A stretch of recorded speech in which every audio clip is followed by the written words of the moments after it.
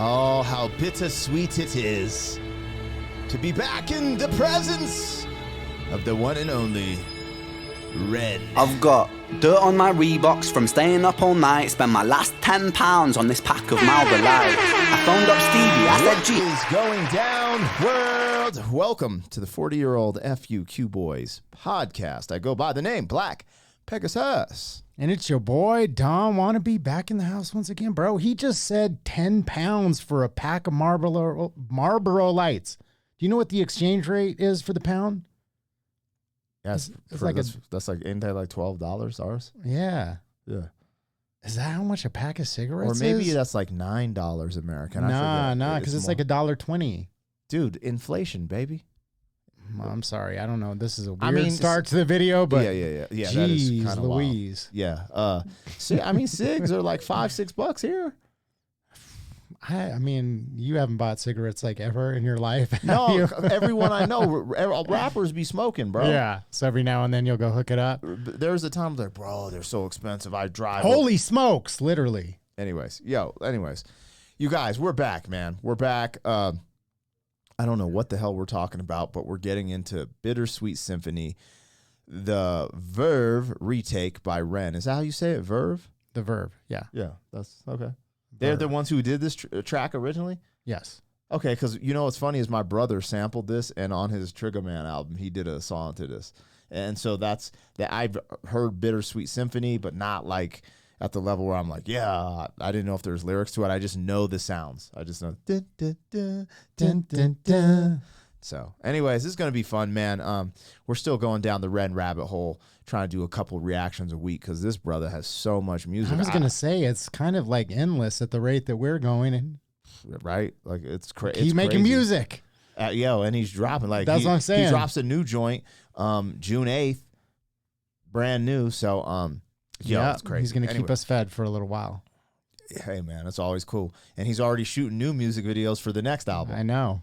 Anyways, you guys, before we get started, don't forget to like, share, and comment on all their content. But if you're really rocking with the vibe, subscribe to the damn channel. You know what it is. 40-year-old boys are back in town. 40. The boys are back in town. 40-year-old boys are back in town. The boys are back in town.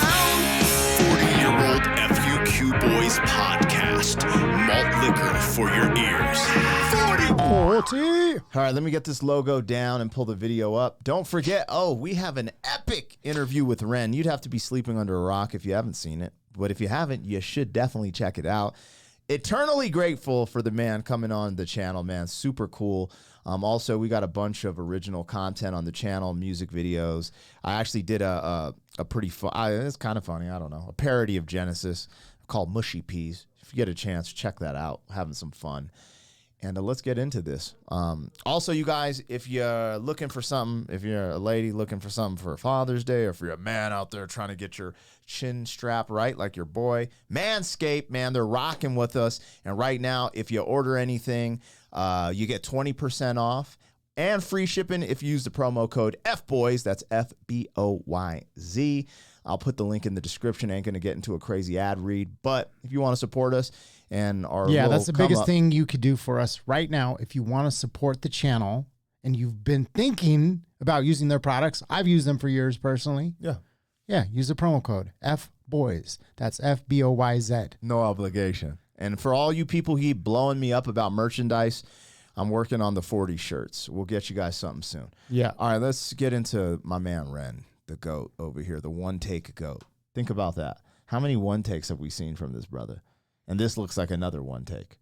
So anyways, we about to rock. This is Ren, Bittersweet Symphony, the Verve retake. And let's have a vibe.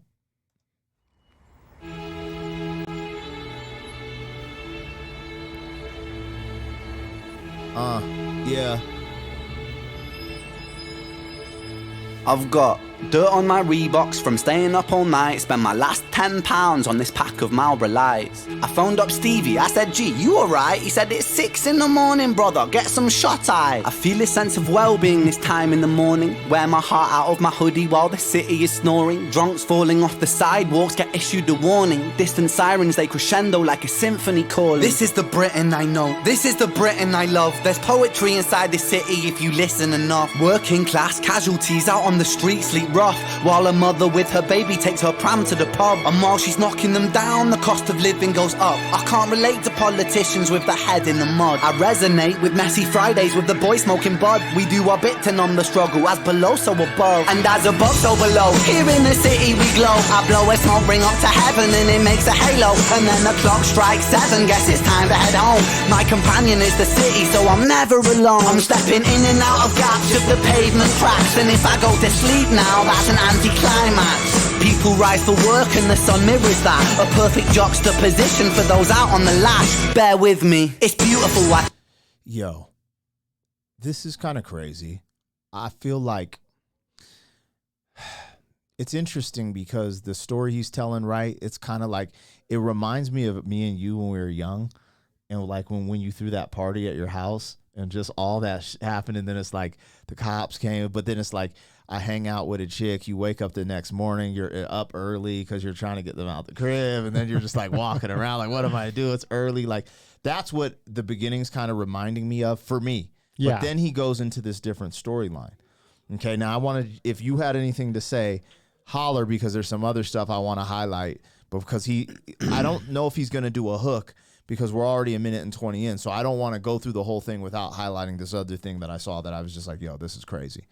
Yeah, I was just honestly just trying to catch the whole vibe of the song, because this is just like such an epic, like, you know, well-known song. Yeah. That it's like, where are you going to go with it? Like, what direction do you take it? Because whenever, to me, whenever you, like, you're taking like a big kind of risk or swing when you utilize something that's so well-known and so well-loved, that has such a, you know, deeply rooted, ingrained, like, you know, feeling for people already. Yeah. You know, like sometimes when people make, you know, covers or stuff like that, it's like, why?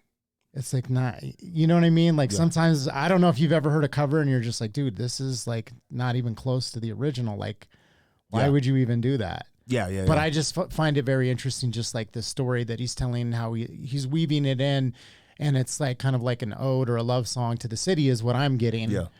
Which to me, he's taking like a beloved song and then making like a, you know, a love song to the city is what I'm getting personally from it. Yeah. So it's funny that you said that, right? Because I'm just going off of how he's like, I'm up at 6 in the morning, but this is what I love about the city. And it just gives me these vibes of like when we were young, downtown Colorado Springs, or when I was in downtown Denver and just had a wild night, and you're just like leaving like a shorty's crib, and you're just like, this is the, man, I love this life. This was epic, you know? So that's what I was trying to say as well.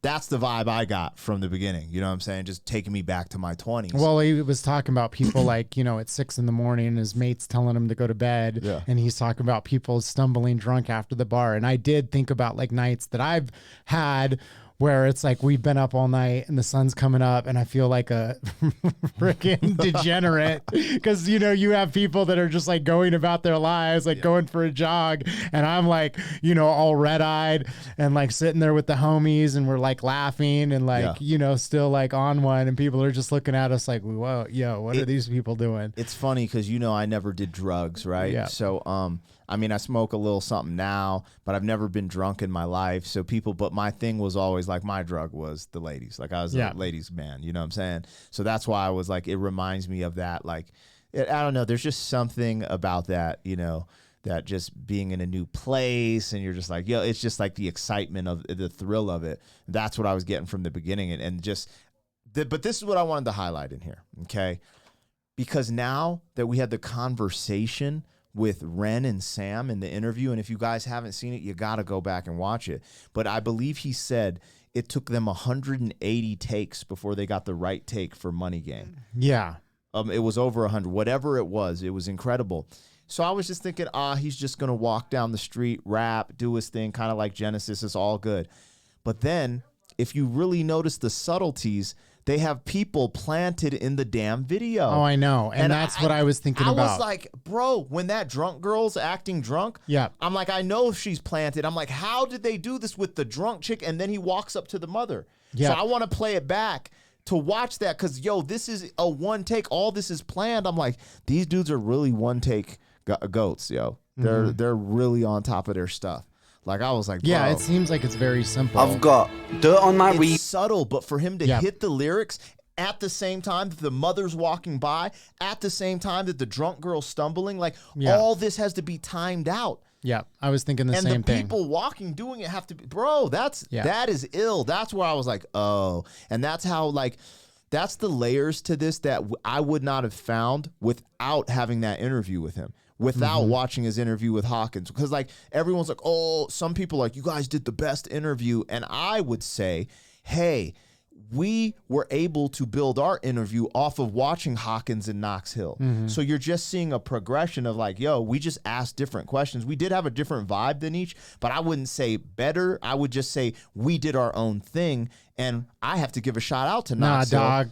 I have to give a shout out to Knox Hill and Hawkins because I was able to watch their interviews and be able to help set our interview up the right way. So, anyways, I want to just bring that back because those little subtleties, I'm like, these dudes are crazy. These dudes are really, bro, they're really going to be on Netflix, you guys. You guys got to put that intention in the air. He's going to be on Netflix or whatever the big thing is. He's going to pop, bro. He's ill.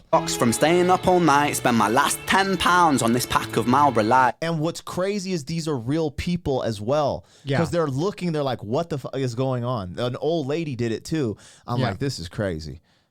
I phoned up Stevie, I said, G, you alright? He said, it's 6 in the morning, brother, get some shut-eye. I feel a sense of well-being this time in the morning. Wear my heart out of my hoodie while the city is snoring. Drunks falling off the sidewalks get issued a warning. Distant sirens, they crescendo like a symphony calling. This is the Britain I know, this is the Britain I love. There's poetry inside this city if you listen enough. Working class casualties out on the street sleep rough, while a mother with her baby takes her pram to the pub. And while she's knocking them down, the cost of living goes up. I can't relate to politicians with their head in the mud. I resonate with messy Fridays with the boy smoking bud. We do our bit to numb the struggle, as below so above, and as above so below. Here in the city we glow. I blow a smoke ring up to heaven and it makes a halo. And then the clock strikes 7, guess it's time to head home. My companion is the city, so I'm never alone. I'm stepping in and out of gaps of the pavement cracks, and if I go to sleep now, that's an anticlimax. People rise for work and the sun mirrors that. A perfect juxtaposition for those out on the lash.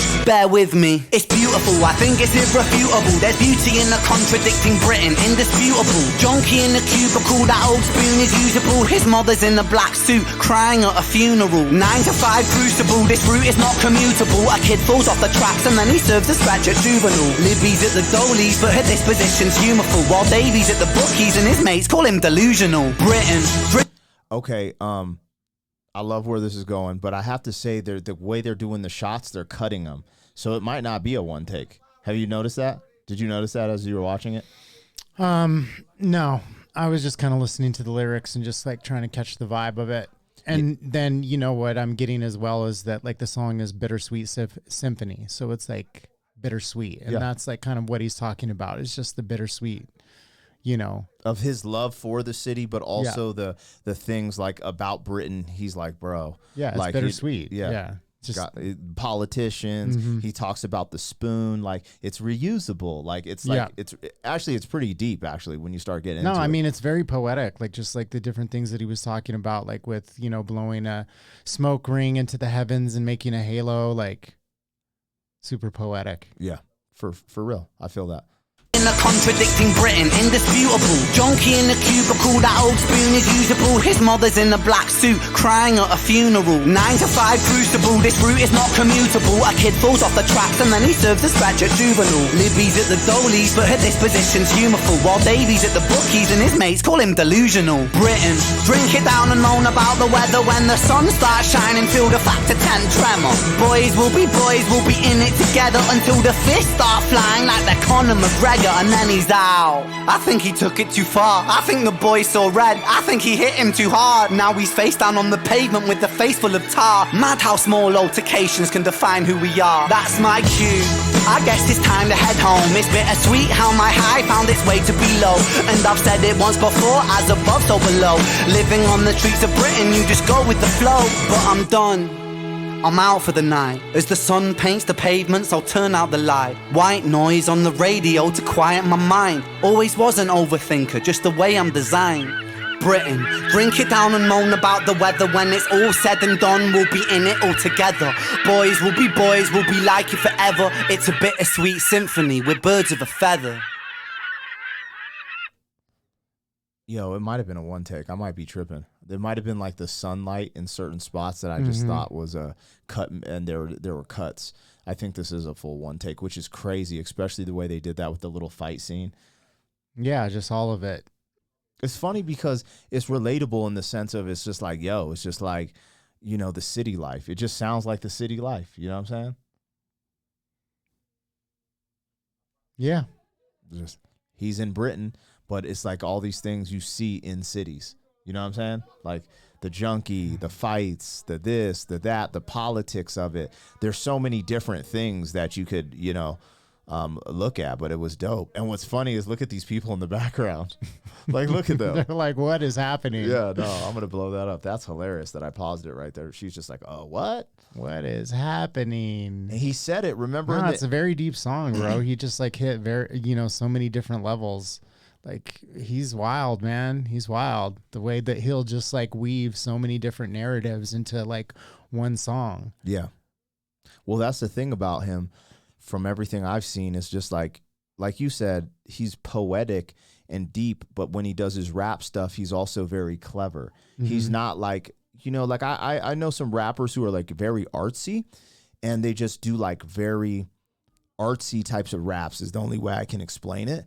But sometimes for me as a lyricist, I like those little clever things, the way you're manipulating the words or the wordplay or the entendres or whatever. And he's able to do that. And I've met a lot of brothers who do like snap poetry or poetry jams or like are very artistic with their music, but they're not hitting sometimes that clever, tricky wordplay or other things. So dude, everyone knows we rock with Ren. Like at this point, we're a little biased. Well, I'm a little biased. I can't lie. It's like once you start to know something, it feels familiar. You know what I'm saying? So it's just like, oh, yeah, yeah. And that's the other thing too, man. Like there's things that if I hear, I'll be like, yo, I wasn't really feeling that. But overall, I rock with this type of thing. But I haven't really heard anything that just totally threw me off because he's just so good. Like I look at him kind of like a surgeon when he's working on music, you know? It's kind of like Stevie Stone. When I hear Stevie Stone's music, I'm like, bro, he's bananas. Like just the way he makes records. Like he just knows how to make hit records. You know what I'm saying? So...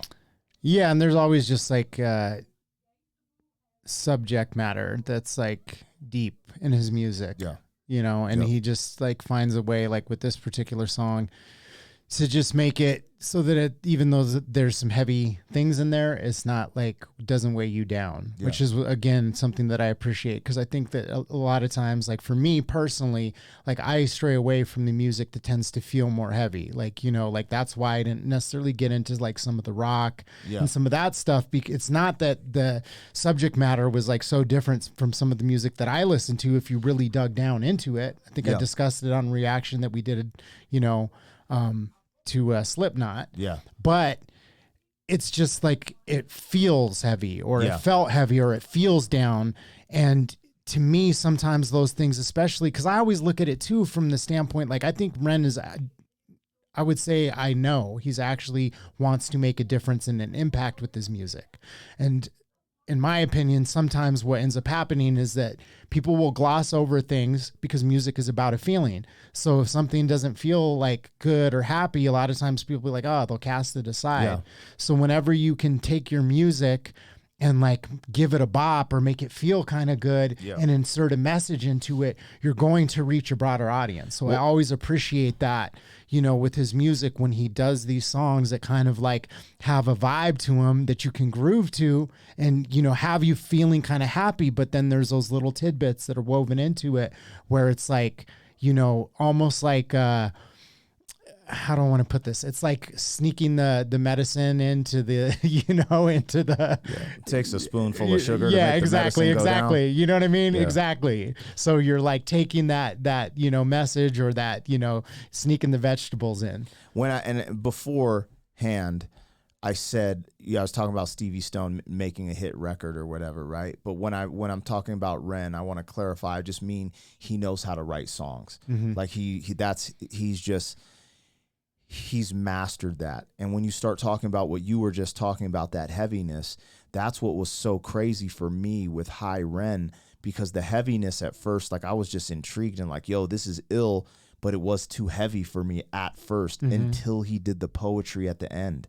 That's where I was like, oh my God, this is a masterpiece. And I had to go back and just take it all in. Because for me, you know me, like you kind of know my vibe. Like he probably knows my vibe a little bit more too. Like that's just how I am in general. Right now, I'm not at this heavy point. I need something to kind of offset certain things a little bit, But I can dive into those emotions and talk about certain things.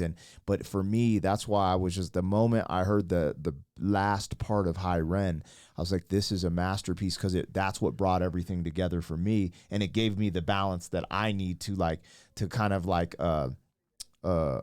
digest that track in particular. For that, you know what I mean, for me. And then as like now I keep doing these reactions with people and I'm like, oh shit, I know all the lyrics almost. Like I'm just like the song just takes me to a different place, and it is just so unique what music can do. And I'm just like, dude, it's just the music that I love the most is challenging, in the sense that like a lot of music that I really like and still mess with, I didn't necessarily like at the first listen or the second or the third or the fourth listen, because it was different.